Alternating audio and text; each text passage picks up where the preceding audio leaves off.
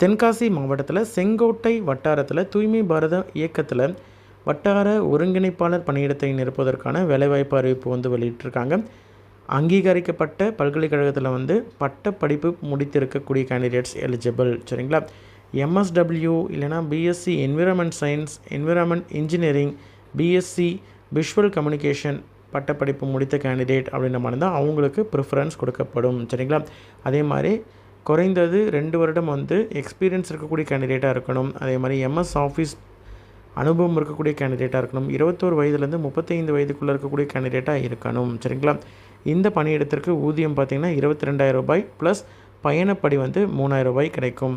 இதற்கு எப்படி அப்ளை பண்ணணும், யாரெல்லாம் எலிஜிபிள், என்ன டீட்டெயில்ஸ் தேவை அப்ளை பண்ணுறதற்கு அப்படின்ற complete detail video related video லிங்க்கில் கொடுத்துருக்கேன். இன்ட்ரெஸ்டட் கேண்டிடேட் பார்த்து தெரிஞ்சுக்கிட்டு அப்ளை பண்ணுங்கள். அப்ளை பண்ணுறதற்கான கடைசி நாள்